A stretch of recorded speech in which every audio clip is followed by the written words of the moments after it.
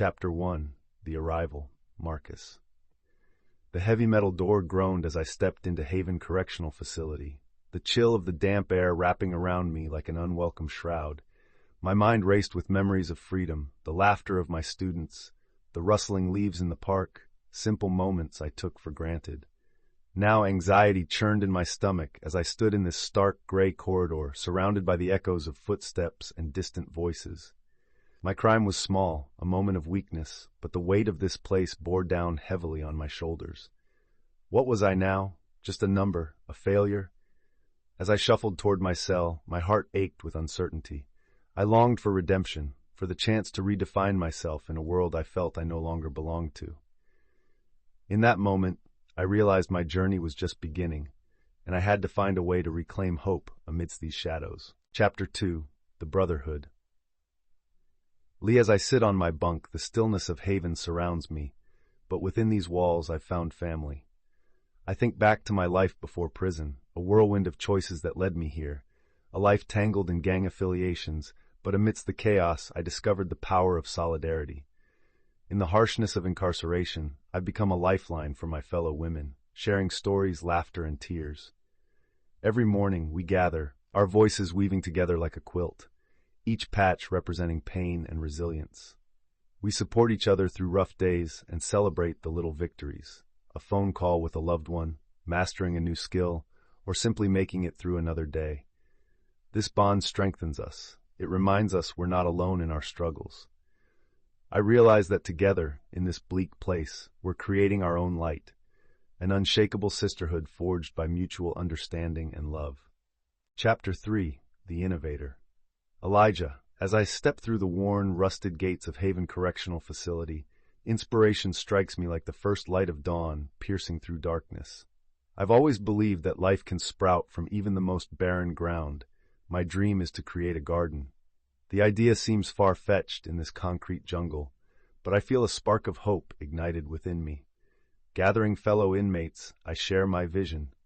Many are skeptical, others see potential. With limited resources, we scavenge for seeds, soil, and tools while grappling with bureaucracy. First sprouts peek through the earth, a symbol of resilience amid adversity. As we nurture these plants, something magical happens. Conversations flow like the river outside, and laughter replaces the silence that once filled our cells. Together, we cultivate more than just a garden. We cultivate a sense of belonging, realizing that even in confinement, we can grow, connect, and transform. Chapter 4. The Architect of Dreams. As I sit in the corner of my cell, sketchbook in hand, the world outside feels distant, yet ever present. Each stroke of my pencil breathes life into the memories I hold dear. Sunsets over coastal waves, laughter echoing in galleries. Art is my sanctuary, a fleeting escape from the stark walls of Haven.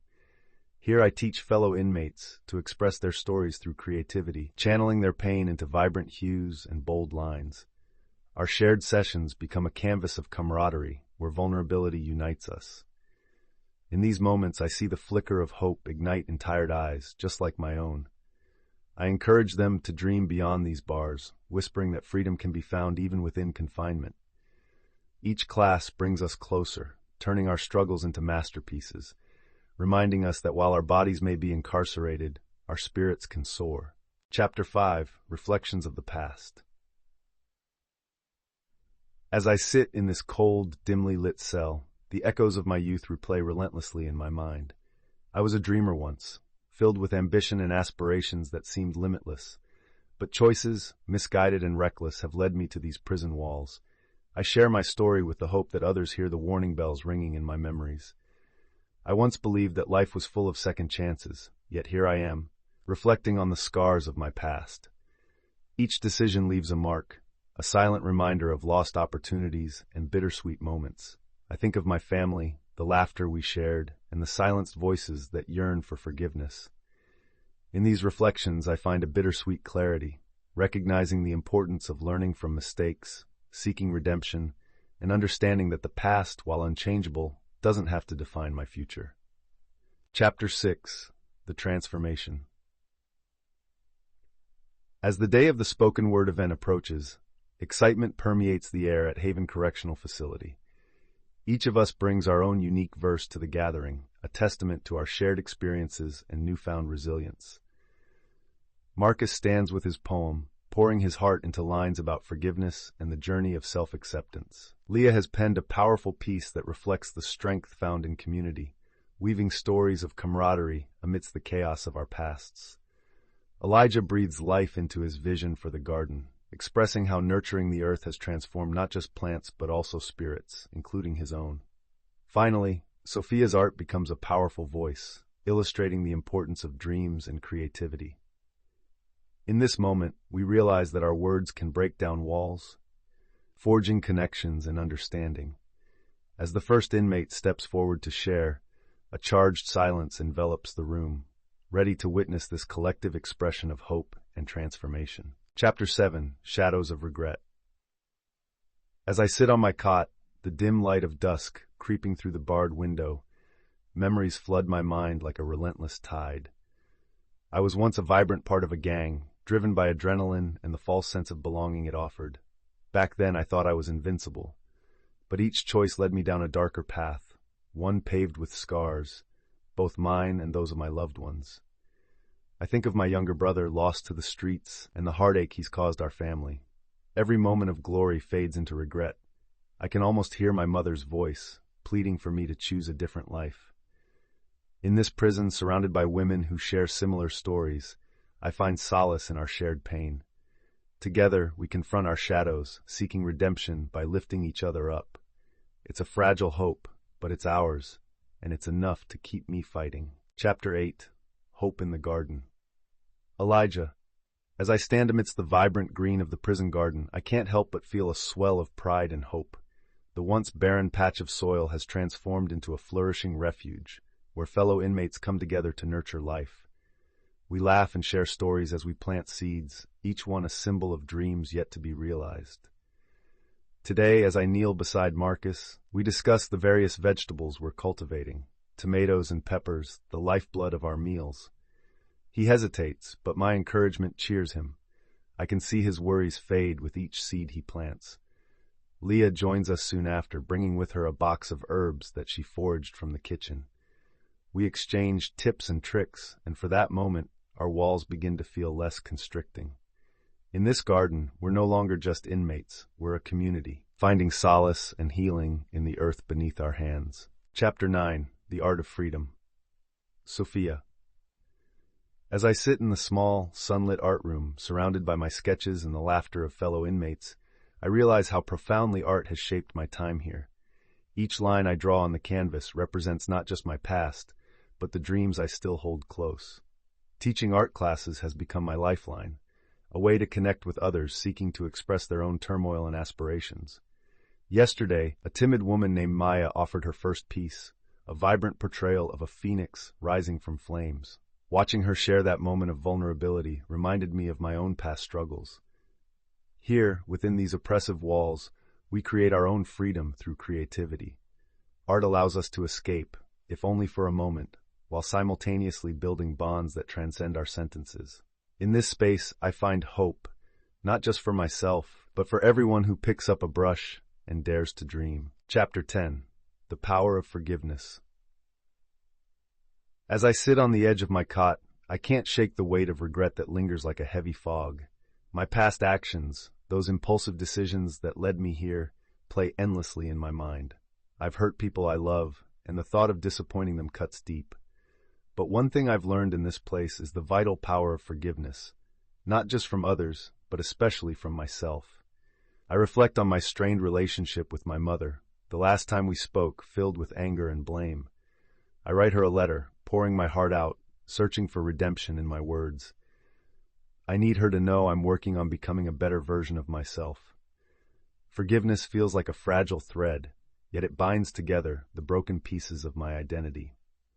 I understand now that accepting my faults is the first step to healing, both for me and those I've wronged. Chapter 11: The Weight of History.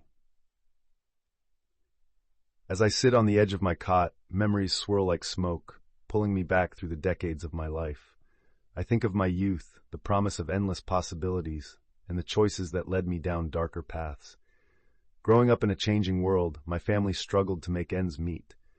I remember the joy of laughter around the dinner table, now overshadowed by the weight of regret. I've seen how communities have transformed, opportunities ebbing and flowing like the tide.